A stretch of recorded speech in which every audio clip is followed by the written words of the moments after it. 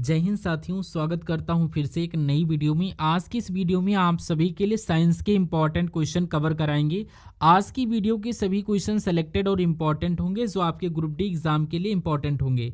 अगर मेरे प्यारे साथियों आप सभी का ग्रुप डी एग्जाम का एग्जाम है तो आप सभी लोग इस वीडियो को पूरा जरूर देख कर जाइएगा, क्योंकि ये एग्जाम में क्वेश्चन सेलेक्टेड और इम्पॉर्टेंट होने वाले हैं जो आपके एग्जाम में देखने को मिलेंगे डिक्टो।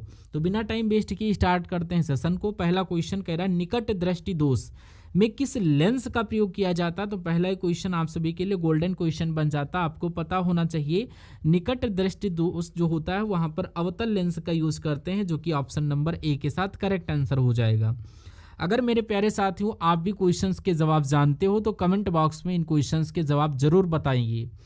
और अगला क्वेश्चन इसी क्रम में किसी मनुष्य के शरीर का सामान्य तापक्रम क्या होता है। ये क्वेश्चन मोस्ट इंपॉर्टेंट है और ये आपसे कई बार पूछा गया है। इजी क्वेश्चन है लेकिन ये कई बार आपसे परीक्षा में पूछा जाएगा कि मनुष्य के शरीर का सामान्य तापक्रम कितना होता है।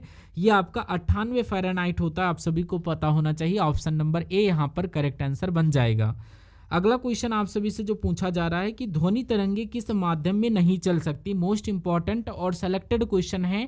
आपको पता होना चाहिए ध्वनि तरंगों की बात की जा रही है। ये मेरे प्यारे साथियों निर्वात में नहीं चल सकती है, जो कि ऑप्शन नंबर डी के साथ करेक्ट आंसर बन जाएगा।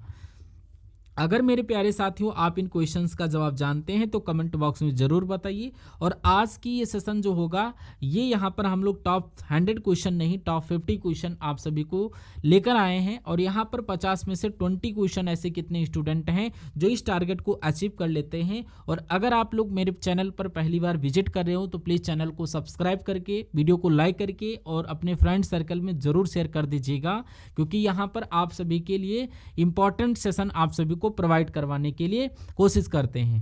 ठीक है, चलिए क्वेश्चन नंबर 4 कह रहा है गुरुत्वाकर्षण का सिद्धांत किसने दिया था। तो गुरुत्वाकर्षण का सिद्धांत आपसे भी पूछा जा रहा है किसने दिया। तो गुरुत्वाकर्षण के सिद्धांत की बात करें तो ये आपका जाता है न्यूटन ऑप्शन नंबर ए के साथ आप सभी का करेक्ट आंसर बन जाएगा। क्वेश्चन नंबर 5 आप सभी से पूछ रहा है कि सोडियम कार्बोनेट का व्यापारिक नाम क्या है। तो सोडियम कार्बोनेट की जब भी बात करते हैं इसका व्यापारिक नाम जो है ये है आप सभी का धोनी का सोडा यानी कि ये आपका सोडियम कार्बोनेट के रूप में जाना जाता है। ऑप्शन नंबर ए आप सभी का करेक्ट आंसर हो जाएगा। अगला क्वेश्चन कह रहा दही का जमना कौन सी प्रक्रिया है। यानी कि इंपॉर्टेंट क्वेश्चन है, ये देखने को मिल जाता है क्वेश्चन और इसकी आने की संभावना आपके एग्जाम में मोस्ट बन जाती है। तो दही का जमना ये आपकी रासायनिक प्रक्रिया आप सभी को पता होना चाहिए। रासायनिक प्रक्रिया ऑप्शन नंबर बी के साथ आप सभी का करेक्ट आंसर हो जाएगा। अगला क्वेश्चन नंबर 7 में आप सभी से क्वेश्चन कह रहा है शुष्क सेल में कैथोड का कार्य क्या है। तो कैथोड का कार्य आप सभी से जब भी पूछा जाए शुष्क सेल में तो वहां पर जो कैथोड का कार्य जो होता है वो आप सभी का ग्राफाइट की क्षण, यानी कि यहाँ पर ग्राफाइट क्षण आप सभी की right answer option number C के साथ।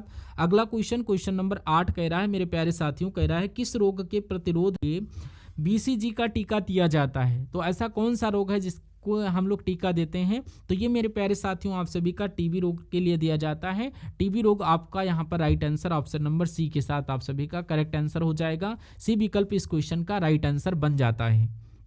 अगला क्वेश्चन है क्वेश्चन नंबर 9 कह रहा है स्त्रियों और बच्चों की आवाज़ तीखी होती है, इसका कारण क्या है। यानी कि जो आवाज़ तीखी होती है इसका कारण क्या है, इसका आपको पता होना चाहिए। स्त्री और बच्चों की जो मेरे प्यारे साथियों आवाज़ जो होती तीखी, इसका कारण है वो आपका उच्च आयाम इसका कारण है। उच्च आयाम यानी कि उच्च तारत्व जो होता है वो अधिक होता है स्त्रियों और बच्चों में, इसलिए उनकी आवाज़ पतली और तीखी होती है। ऑप्शन नंबर ए आप सभी का राइट आंसर हो जाएगा। अगला क्वेश्चन मेरे प्यारे साथियों आप सभी से पूछ रहा है कि किसी लेंस की क्षमता किस से व्यक्त की जाती है। जो लेंस की क्षमता होती है वो किससे व्यक्त करते हैं हम लोग, वार्ड में या डायोप्टर। तो यहाँ पर डायोप्टर यहाँ पर right answer option number B के साथ करेक्ट आंसर हो जाएगा। इसी क्रम में अगला क्वेश्चन गुब्बारे में कौन सी गैस प्रयुक्त की जाती है।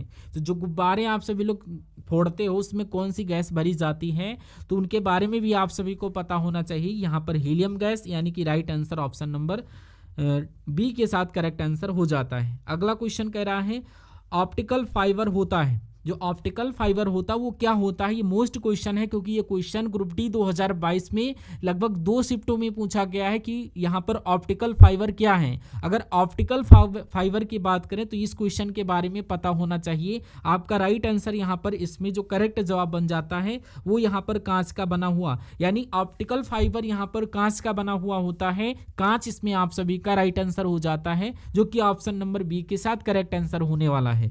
अगला क्वेश्चन यहाँ पर देख लेते हैं, आपके एग्जाम के पॉइंट ऑफ व्यू से मोस्ट इंपॉर्टेंट है। शरीर में हीमोग्लोबिन का कार्य क्या होता है? तो शरीर में हीमोग्लोबिन की बात करें, ये मेरे प्यारे साथियों हीमोग्लोबिन जो होती है उसका कार्य क्या होता है, ये हमारे शरीर में ऑक्सीजन का परिवहन करने का वर्क करती है, जो कि यहाँ पर right answer option number A के तहत जाएगा। तो हीमोग्लोबिन की बात करें तो यहाँ पर ये जो मुख्य कार्य होता है ये ऑक्सीजन का परिवहन करना, यानी कि ऑप्शन नंबर ए यहाँ पर करेक्ट आंसर होने वाला है। इसी क्रम में 14 नंबर क्वेश्चन कह रहा है, चंद्रमा से पृथ्वी तक आने में प्रकाश की लगभग कितना, यानी कि प्रकाश को आने में कितना समय लगता है। इंपॉर्टेंट क्वेश्चन है और ये बेसिक क्वेश्चन है, आपके परीक्षा के लिए गोल्डन क्वेश्चन रहेगा कि चंद्रमा से पृथ्वी तक आने में प्रकाश को यहाँ पर समय कितना लगता है। तो यहाँ पर जो लगता है, यहाँ पर बेसिक जो आपका लगभग में अमाउंट किया जाता है 8 मिनट 22 सेकेंड, लेकिन यहाँ पर 8 मिनट आप सभी लोग राइट आंसर लगाओगे। अगला क्वेश्चन कह रहा है, पनडुब्बियों में पानी, जो पनडुब्बियां पानी में चलती हैं उनके इंजनों में निम्नलिखित में से किस ईंधन का यूज किया जाता है। जो पनडुब्बियां पानी में चलती हैं उनके ईंधन में हम सभी लोग कौन से फ्यूल का यूज करते हैं? तो यहाँ पर भाप यहाँ पर right answer option number D के साथ करेक्ट आंसर बन जाएगा। अगला क्वेश्चन कह रहा, फोटोग्राफी में मुख्य रंग कौन सा होता है? तो फोटोग्राफी में मुख्य रंग यहाँ पर लाल रंग, नीला रंग और हरा रंग। तो फोटोग्राफी के right answer option number C के साथ जाना चाहिए। अगला क्वेश्चन यहाँ पर कह रहा है, मादा एनाफ्लीस मच्छर जब काट लेता है तो उससे कौन सा रोग होता है? तो मादा एनाफ्लीस जो मच्छर होता है जो कट कर लेता है आप सभी को, तो कौन सा रोग हो जाता है? तो मादा एनाफ्लीस ये मच्छरों से रिलेटेड है, यहाँ पर आप सभी का मलेरिया रोग हो जाता है, जो कि ऑप्शन नंबर सी के साथ करेक्ट आंसर बन जाएगा। इस क्वेश्चन का right answer option number C हो जाएगा। अगला क्वेश्चन आप सभी से पूछ रहा है कि वयस्क व्यक्ति का हृदय 1 मिनट में कितनी बार धड़कता है? जो वयस्क यानी कि यहाँ पर जो यानी कि 1 मिनट में 72 बार धड़कता है, जो कि ऑप्शन नंबर बी के साथ करेक्ट आंसर बन जाएगा। अगला क्वेश्चन, सूर्य के प्रकाश को पृथ्वी तक पहुंचने में लगभग कितना समय लगता है? अब यहाँ पर अभी तक चंद्रमा वाला पूछा गया था, अब यहाँ पर पूछ रहा सूर्य के प्रकाश को पृथ्वी तक पहुंचने में कितना समय लगता है। तो सूर्य के प्रकाश को पृथ्वी तक पहुंचने में मेरे प्यारे साथियों 8 मिनट का समय लगता है, और चंद्रमा का प्रकाश वो 1 सेकंड में आ जाता है, यानी कि पहला क्वेश्चन उसका सही जवाब 1 सेकंड और इसका राइट आंसर 8 मिनट हो जाएगा। अगला क्वेश्चन कह रहा है, नर और मादा युग्म के संयोजन को कहते हैं, यानी कि यहाँ पर जो नर और मादा का युग्म जो होते हैं उनको हम लोग निषेचन कहते हैं। मेरे प्यारे साथियों, इससे जो पहला क्वेश्चन था यानी कि ये सूर्य के प्रकाश को यानी कि आने में कितना समय लगता है, तो यहाँ पर ये आपका सही है, लेकिन इसके पहले यहाँ पर आपको जो क्वेश्चन बताया है चंद्रमा वाला, उसका यहाँ पर राइट आंसर 8 मिनट करेक्ट लगाया है, वहां पर 8 मिनट नहीं है। चंद्रमा का प्रकाश यहाँ पर 1 सेकंड राइट आंसर हो जाएगा। उस क्वेश्चन में आप सभी लोग संशोधन करके करेक्ट कर लीजिएगा। यानी कि यहाँ पर अगला क्वेश्चन देखिए, यहाँ पर पूछा जा रहा है, हरी मेहंदी में निम्नलिखित में से कौन सा पदार्थ पाया जाता है जिसके कारण वह लाल हो जाती है? मोस्ट इंपॉर्टेंट क्वेश्चन है। तो आपसे क्वेश्चन पूछा जा रहा है, हरी मेहंदी जो आपकी होती है उसमें ऐसा कौन सा पदार्थ पाया जाता है जिसके कारण उसका कलर जो होता है लाल हो जाता है? तो यहाँ पर क्या आपका कार्बन, आयरन या पोटेशियम? तो यहाँ पर लासोन पाया जाता है। लासोन के कारण जो हरी मेहंदी होती है वो आपकी बाद में लाल हो जाती है, जिसके कारण option number A correct answer हो जाएगा। इसी क्रम में अगला क्वेश्चन कह रहा है, चूने में पानी मिलाने पर कौन सी गैस निकलती है? तो चूने में जब हम लोग पानी मिलाते हैं तो उसमें कौन सी गैस निकलती है? चूने में अगर पानी मिला दे तो उसमें मेरे प्यारे साथियों जो आपकी निकलती है, आपको पता होना चाहिए, ऑक्सीजन, कार्बन डाइऑक्साइड। तो यहाँ पर कार्बन डाइऑक्साइड गैस निकलती है जिसको CO2 के नाम से जानते हैं, करेक्ट आंसर हो जाएगा। अगला क्वेश्चन, मूत्र का पीला रंग किसके कारण होता है? आपको पता होना चाहिए मूत्र के पीले रंग की बारे में, तो ये आपका यूरोक्रोम के कारण होता है, जो कि आपका मूत्र का पीला रंग होता है यूरोक्रोम। इसमें ऑप्शन नंबर ए के साथ करेक्ट आंसर बन जाएगा। अगला क्वेश्चन कह रहा फाउंटेन पेन का आविष्कारक कौन था, यानी फाउंटेन पेन के आविष्कारक कौन थे। तो यहाँ पर इसका आविष्कार अगर आपसे पूछ लिया किसके द्वारा किया गया था, तो इसका आविष्कार यहाँ पर आप सभी को पता होना चाहिए वाटरमैन, या यहाँ पर वाटरमैन ही यहाँ पर करेक्ट आंसर हो जाएगा। ऑप्शन नंबर डी जिन भी साथियों ने करेक्ट किया है उन सभी का करेक्ट आंसर। कह रहा किस तत्व के कारण मनुष्य में एनीमिया रोग होता है। तो मनुष्य में जो एनीमिया रोग होता है वो मेरे प्यारे साथियों आयरन के कारण होता है। आयरन यानी ये ऑप्शन नंबर सी के कारण आप सभी का right answer option number C के साथ। अगला क्वेश्चन नंबर 26 में आप सभी से क्वेश्चन पूछा जा रहा है कि निम्नलिखित में से कौन जीवाश्म ईंधन नहीं है। तो जीवाश्म ईंधन की जब भी बात की जाए इसमें पता होना चाहिए, इसमें जीवाश्म ईंधन की जब बात करते हैं तो कोयला, पोटेशियम, नाइट्रोजन, तो यहाँ पर नाइट्रोजन नहीं है, यानी कि ये आपका जीवाश्म ईंधन नहीं है, जो कि ऑप्शन नंबर सी के साथ करेक्ट आंसर मिल जाएगा। कह रहा पक्षियों और कीटों के पंख कैसे होते हैं। क्वेश्चन नंबर 27 जो है कह रहा पक्षियों और कीटों के पंख कैसे होते हैं। अगर इनके पंख के बारे में बात करें तो पक्षी जो कीट होते हैं इनके पंख जो होते हैं ये आपके समृद्धि होते हैं, यानी कि समृद्धि, जो कि ऑप्शन नंबर सी के साथ करेक्ट आंसर हो जाते हैं। अगला क्वेश्चन कह रहा है कि यहाँ पर सूर्य ग्रहण के समय सूर्य का कौन सा भाग दिखाई देता। तो सूर्य ग्रहण की बात की जा रही तो इसमें कौन सा, वो आपका क्रीट यानी कि कोरोना पार्ट दिखाई देता। ऑप्शन नंबर बी के साथ करेक्ट आंसर बन जाएगा। अगला क्वेश्चन कह रहा आदर्श गैस की ऊर्जा किस पर निर्भर करती है। तो आपको पता होना चाहिए आदर्श गैस की हम बात कर रहे हैं। आदर्श गैस की जो ऊर्जा निर्भर करती है वो यहाँ पर मोलों की संख्या पर, मोलों की संख्या पर आदर्श गैस जो होती है इसकी ऊर्जा निर्भर करती है, यानी कि मोलों की संख्या ऑप्शन नंबर डी के साथ आप सभी का करेक्ट आंसर हो जाएगा। जो आदर्श गैस होती है वो मोलों की संख्या पर निर्भर करती है। अगला क्वेश्चन देख लेते हैं। 30 नंबर क्वेश्चन आप सभी से पूछा जा रहा है निम्नलिखित में से कौन सा लौह अयस्क है। तो लौह अयस्क की बात की जा रही तो क्वेश्चन नंबर 30 आपके एग्जाम के लिए मोस्ट इंपॉर्टेंट है, यानी कि इनमें से लौह अयस्क जो है वो आपकी मैग्नेटाइट एक लौह अयस्क है, यानी कि ऑप्शन नंबर बी आप सभी का करेक्ट आंसर हो जाएगा। मेरे प्यारे साथियों अगर आप सभी ने अभी तक चैनल को सब्सक्राइब नहीं किया तो प्लीज़ इसको सब्सक्राइब कर लीजिए। मैं आप सभी के लिए मोस्ट और गोल्डन सेलेक्टेड क्वेश्चन लेकर आते हैं जो आपके एग्जाम में सेलेक्टेड बनकर रहेंगे। अगला क्वेश्चन देखिए, अगला क्वेश्चन कह रहा है 31 नंबर क्वेश्चन है, ये आपके एग्जाम में बहुत ज्यादा पूछा जाएगा, महत्वपूर्ण इंपॉर्टेंट की श्रेणी में क्वेश्चन आएगा। कह रहा बिजली के बल्ब का फिलामेंट किस धातु से बना होता है। तो आपको पता चल गया होगा कि यहाँ पर टंगस्टन, यानी कि टंगस्टन धातु से बिजली का बल्ब का फिलामेंट बना होता है। टंगस्टन ऑप्शन नंबर डी के साथ आप सभी का करेक्ट आंसर हो जाएगा। अगला क्वेश्चन है हमारे आहार का निम्नलिखित में से कौन सा भाग हड्डियों और दांतों की संरचना के लिए आवश्यक है। तो यहाँ पर आप सभी को बताना हमारे आहार का ऐसा कौन सा भाग है। तो कैल्शियम एक ऐसा भाग है जो हमारे हड्डी और दांतों की यहाँ पर आंतरिक संरचना के लिए आवश्यक है, जो कि कैल्शियम आपका right answer option number C के साथ करेक्ट आंसर हो जाएगा। कह रहा एकॉस्टिक विज्ञान है, यानी कि एकॉस्टिक विज्ञान क्या है। अगर इस क्वेश्चन की बात करें तो ये विज्ञान आपकी क्या है, एकॉस्टिक विज्ञान आप सभी का ध्वनि से संबंधित है। ध्वनि आपका ऑप्शन नंबर बी के साथ करेक्ट आंसर हो जाएगा, करेक्ट करिएगा। अगला क्वेश्चन कह रहा प्रकाश तरंग किस प्रकार की तरंग है। तो प्रकाश तरंग की बात की जा रही किस प्रकार की तरंग है, इससे रिलेटेड कई बार क्वेश्चन आपके एग्जाम में देखने को मिल सकते हैं। तो इस क्वेश्चन को इंपॉर्टेंट की श्रेणी में रखेंगे तो आपको पता होना चाहिए कि प्रकाश तरंग किस प्रकार की तरंग। ये क्वेश्चन हमेशा कंफ्यूज करने के लिए आप सभी के लिए पूछे जाते हैं। तो ये आपकी अनुदैर्ध्य तरंग है, अनुदैर्ध्य तरंग, यानी कि प्रकाश तरंग ये आपकी अनुप्रस्थ तरंग है, सॉरी, यानी कि ऑप्शन नंबर ए आप सभी का करेक्ट आंसर बनेगा। अगला क्वेश्चन पास आती हुई रेलगाड़ी की सीट की आवृत्ति बढ़ती है, ऐसा किस घटना के कारण होता है। यानी कि यहाँ पर ये किस फ्रिक्वेंसी के कारण होता है, ये डॉपलर प्रभाव के कारण होता है। बी विकल्प यहाँ पर करेक्ट आंसर हो जाएगा।